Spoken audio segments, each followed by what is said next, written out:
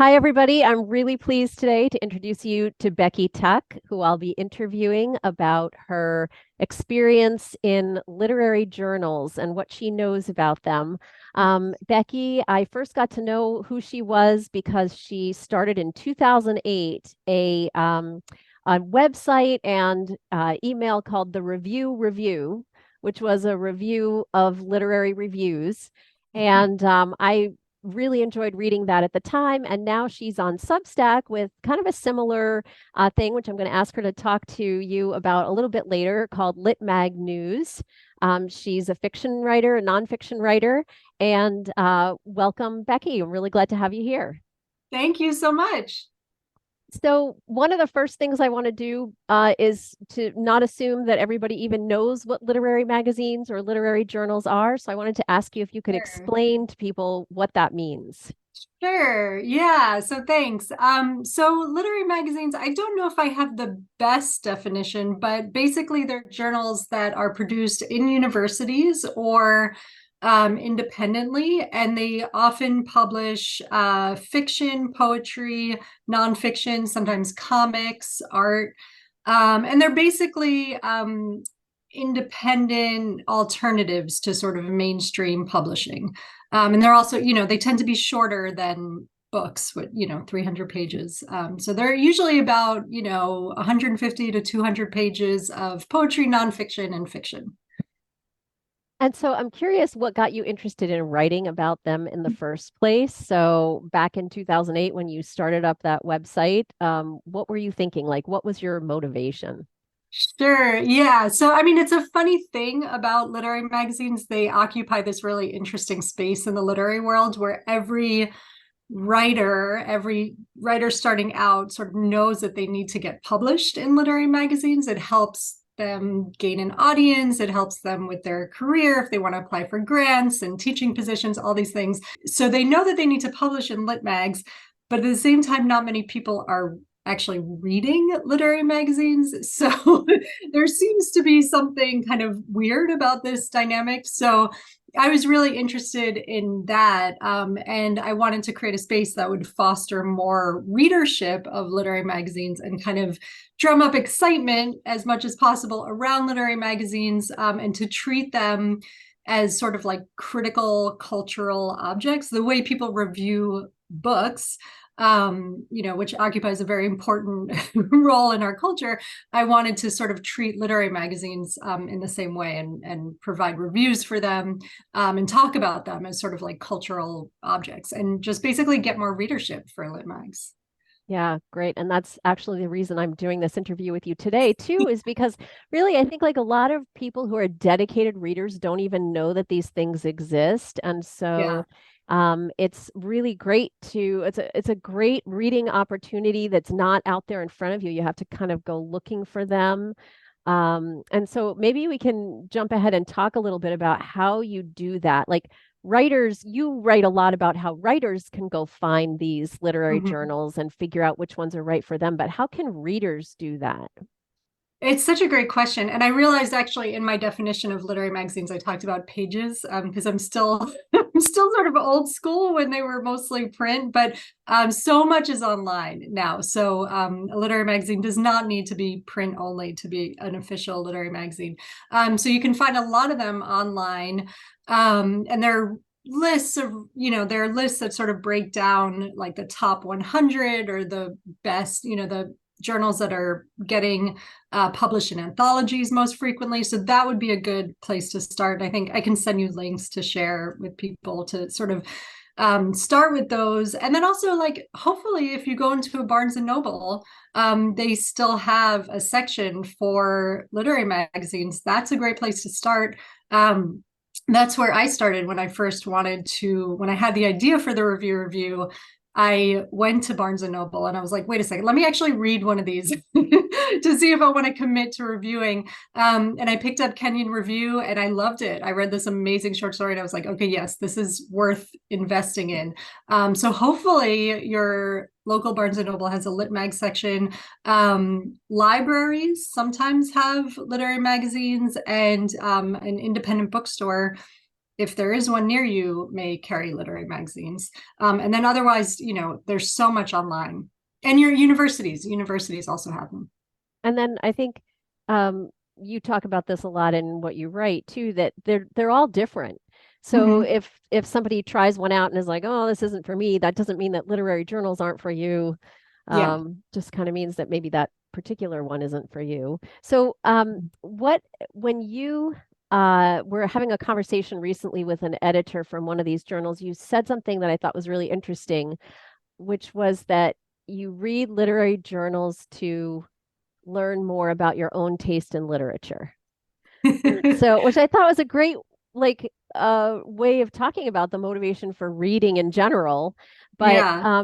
I wondered if you could talk a little bit about what you've learned about your own literary interests from reading literary journals, maybe Right. both what you like and what you don't like. What have you I'm learned? laughing because it sounds so wise, and I totally don't remember thinking that at all. You're like, wow, But I it said is true. that. You can learn about your own taste in literature. And I think I've noticed I read a lot of like fun novels too, so I think sometimes people think I read, all this like high literary. So, I also read I love detective novels. I love, like Dean Koontz and Tana French and just like fun. But there is a difference. Like I was reading this Tana French novel, and then I picked up a literary magazine, and I felt like there was like a palpable difference in just the attention to language and the Yeah. level of like the level of care and attention to every single word, because editors actually, they're thinking about the real estate of the magazine. They're thinking about, how much space they have for each of these pieces. So every word really matters with a lit mag in a way that it doesn't. And you notice the difference with more like commercial mainstream books that can be really fun, but just that level of attention to language is like, it's very, I think it's special with literary magazines. One of the great things about literary magazines is that they surprise you. So you may not know what you love until you start reading the magazine. You're like, oh, I actually really like poetry. Who Yeah. knew, or I really like I just read this amazing short story in Ecotone, which we're reading now for our Lit Mag Reading Club. And it's like 4 pages. The whole story is one paragraph. It looks very intimidating. It's very dense, but once you actually get into the rhythm of the story, it's so great. So I tend to be drawn to that, where there's a kind of like breathless kind of writing. I think I like that just stylistically. I've noticed I like stories about family dynamics, like motherhood, being the child of parents, like that whole dynamic. I tend to like a little less like the kind of finding myself in my 20s. So maybe I've grown out of that. But I do think lit mags have a lot of that, because it tends to be the people that are publishing, they're out of their MFA program. So those kind of stories, they just don't really interest me that much. And then I noticed too, like surprisingly, I'm drawn to more speculative stuff. Like I just read, there was a great story in Harvard Review, which we read last year for our reading club, that was like almost sci-fi, and it had this weird robotic element to it, but it was so cool. And that was an example of something that surprised me. Like I don't tend to think I like sci-fi, and the story was great. And she has another story in the Missouri Review, and that's another cool thing about lit mags. You can start to like follow writers that you're like, oh, they have a new story coming out. So that's a very long answer to the question, but I think it's a cool thing about lit mags that you can be surprised to learn new styles, new approaches, new subjects, things that you didn't even know that you would like, and it's there in the journal. And it's stuff that is more likely to be surprising, I think, right? Like if you're looking at what's being published by the big five publishers, for example, they're not taking a lot of risks. Yeah. I think this was a point you were making too in that conversation, that um, lit mags have very small readerships, but in a way that frees them up to do some Mm-hmm. surprising, unexpected things. You want to talk a little bit more about that, actually, that dynamic, like that Yeah. tension in publishing? I think, I mean, that's the other thing, is that I'm very Again, I mean, I like the novels that are coming out of the Big Five publishing, but I also, I am bothered by the fact that there are five, maybe I think now it's four, I don't know, like Yeah, major right. corporations that dominate all of publishing. And so it tends to favor more familiar kinds of narratives, more familiar ways of telling stories. Yes, there are outliers, and there are books that take risks, absolutely, and those appear in commercial publishing, but largely I think the place where you're going to find experimentation and more edgier stuff, riskier stuff, is going to be in lit mags. Yeah, so I published this piece on my Substack that was sort of questioning, like, is the fact that lit mags have a smaller readership a good thing? And I think in some ways, maybe a better way to phrase the question is the fact that they're not beholden to profit making a good thing. So it's not so much that they have low readership that's good, although these things are interconnected, but Yeah. they're not beholden to, the market in the same way that the commercial publishers are. And so they can, like, an editor can publish a story just because they love it. And for a lot of editors, their lit mags really are just labors of love. Like, there's so many editors who are just like, I want to create a magazine, so I'm going to create a magazine, and I'm just going to publish the kind of things I want to see in the world. And so I think they're not, what drives them to publish something is very different than with the mainstream publishers, where they're focus groups and marketing pushes and all this other kind of stuff you have to deal with. Yeah, and those of us who are writers have probably all gotten those agent rejections that say, "This is a really cool idea, but I just don't know how I could market it." And you're Yeah. like, "But yeah, there's Yeah, and just not it's enough not a of an concern. audience." Exactly. That's with lit mags. You might get a rejection that's like, this doesn't quite fit, but it's never really about marketing, because sadly, I don't think they do that much marketing. Right. Um, Yeah. but Which there is why is, they're hard to find right. sometimes, right? Yeah, it's all a cycle. Yeah. Yeah. Yeah. So there's also a pressure. I mean, that causes a financial pressure then on literary magazines as well, because as you mentioned, like some of them are supported by universities, or they're not making money. So it's a labor of love for the editor or the publisher who creates it. But that's also causing it's always caused some tension for Yeah. people who are running these journals. Mhm. And so, like, what's going on behind the scenes with literary journals that readers might be interested in learning about as well? Yeah, I mean, I think if you are interested in publishing in lit mags, and if you are interested in preserving lit mags, it's important to support them if you can, if you can support them financially by purchasing issues, purchasing a subscription, I think that's great. You can support them by just sharing work by other writers that you love. Um, but it is a scramble. Things are tough now. I mean, they've always been tough. I think this isn't new, but we have seen, like in the past 3 years, a lot of like top tier magazines have closed. And it's tough. There are new forces now, like AI, and there are things that are a little bit different about our current climate. But they struggle. They struggle financially. It's always been true. And they're struggling now. So another question I wanted to ask you has to do with something you said about you understood why some people don't like to read literary journals, that it's kind of tiring. Like, and I think the metaphor you used was it's like being at a party where, so I think what you were meaning to say was like you're jumping from conversation to conversation and it can be kind of exhausting.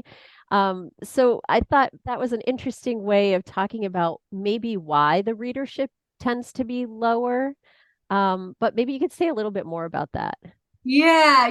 I think there is kind of a lit mag fatigue that can set in. And I experienced that when I was reading Harvard Review. I remember I was reviewing it and I loved the issue. I loved the works, but it was so much. And it was like you're investing so much in each piece and they're different. So with a novel, there's like one feeling, there's momentum that carries you along. With a short story collection, it has some of that jarring, but there's still like an overriding voice, there's continuity.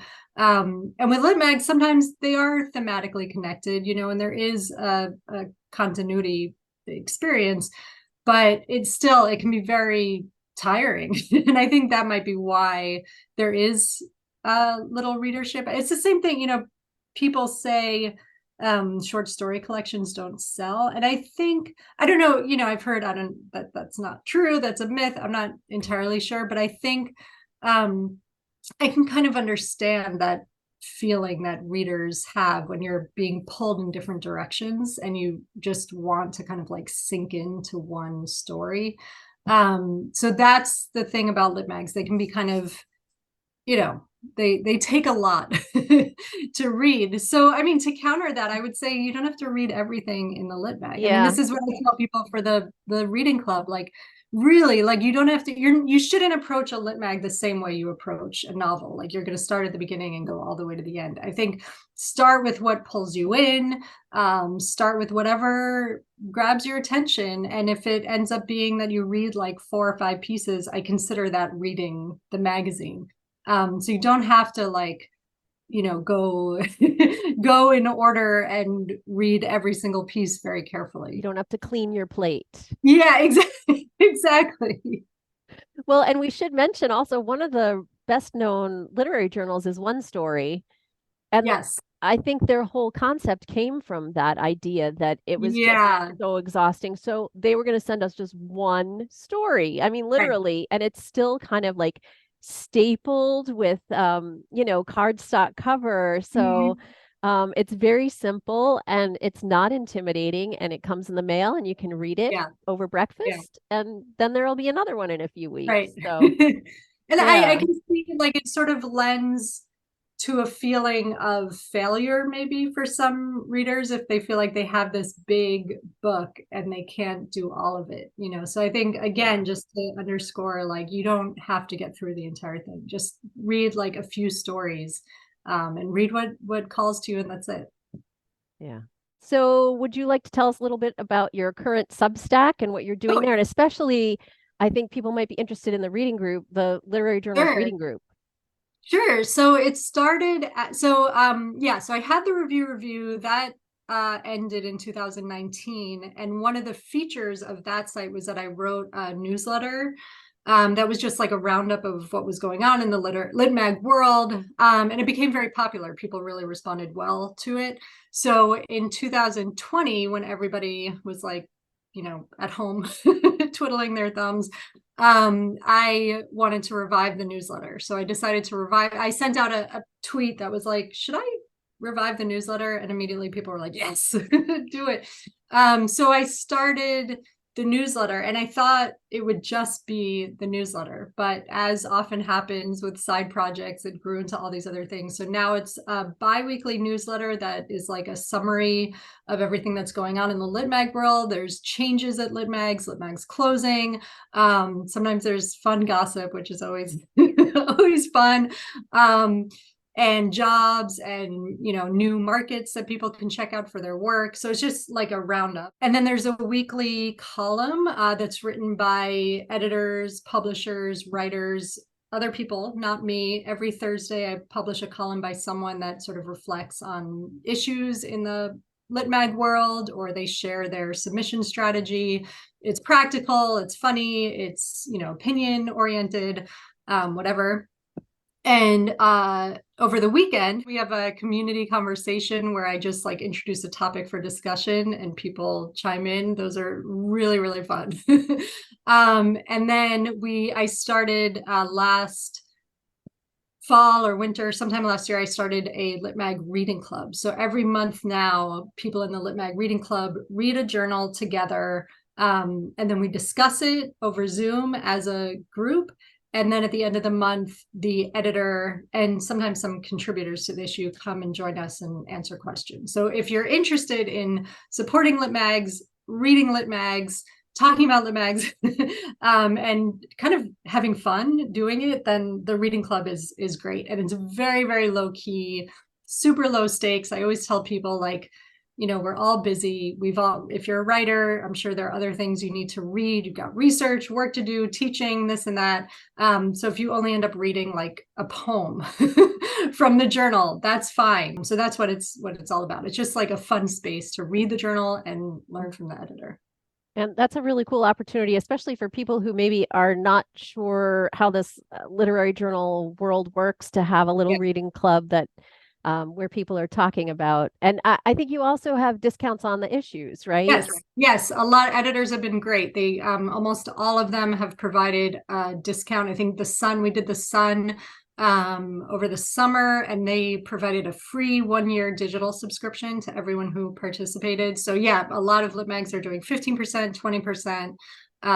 Yeah, and it's great. And it's fun. Like we discuss it privately. It's not recorded. It's just a very casual way. And sometimes, people are honest and they say, the cover of this lit mag was so boring, like I couldn't even crack it open. Like I got it in the mail and I couldn't do it, and it's good. It's good to be able to like say stuff like that, or like this lit mag was beautiful. This lit mag was just gorgeous, and just sort of have like honest, candid discussions about the journals. Yeah, and that's very different from discussing a single work like a novel in your book Yeah, club. I noticed in the conversation that I was in on last month, we were kind of jumping around based on what people found interesting, and it was fun to yeah, see what different people selected as their favorite or the most compelling pieces, right. and see whether that was, in line with my taste or not. It was really interesting. Right, right. What's the subscription fee for being at that level of subscribe? Because I think you have a free level of subscription, Right. right? Right. So there are two kinds of subscription. If you just get the free sign up for Lit Mag News for free, you'll get the newsletter, the weekend conversation just for the weekend, and then it switches over to private, and the weekly Thursday column. If you subscribe to Lit Mag News as a paying subscriber, you can do the Lit Mag Reading Club, info sessions. I do like, submissions Q&A. And I forgot to mention another thing that I do on the site is interview journal editors. So I do live interviews with journal editors and I post those to the site. And those are free for everyone. You can attend, ask questions, anything you want to know about the magazine. But if you're a paying subscriber, you can access all the interviews. So you can be part of the Lit Mag Reading Club, and then you can access next month we're doing Missouri Review. And then later this year, we're doing Zoetrope, which I'm really excited about. We're going to do One Story, Kenyan Review, like some very, very, competitive, exciting lit mags. Yeah, So those are some of the lit mags that are the most prestigious. So that's really yeah, yeah. exciting. And the editors are so nice. I mean, I think that's really important. Like the lit mags, they're very intimidating and prestigious, but then the editors are super sweet. So yeah, I they, will say, as a writer, that's helpful to see the human editor behind, because writers get so many rejections. It's just like Mhm.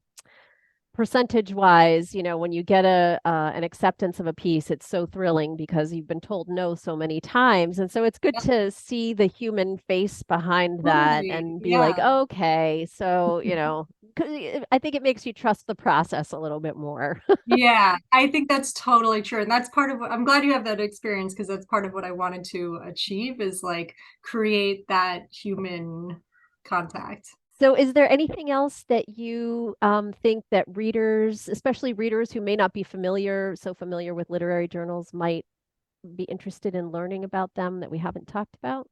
Yeah, I mean, if you're coming to literary magazine, I would say keep an open mind. You might pick up a journal and realize like that didn't pull you in. And I like what you said, like they're all so different. I think from afar, they all seem exactly the same. And that's also why I wanted to do this, because like they just, Colorado Review, Kenyan Review, West Branch, Salamander, like what is the difference? They do seem like fairly similar, but then once you actually familiarize yourself with the aesthetic and get to know them, they are different. They have differences, different vision, different kind of aesthetic. So if you pick up one, don't like it, try another one. And have fun with it. It shouldn't be stressful. Reading shouldn't be too stressful. And hopefully you'll find work in there that really excites you.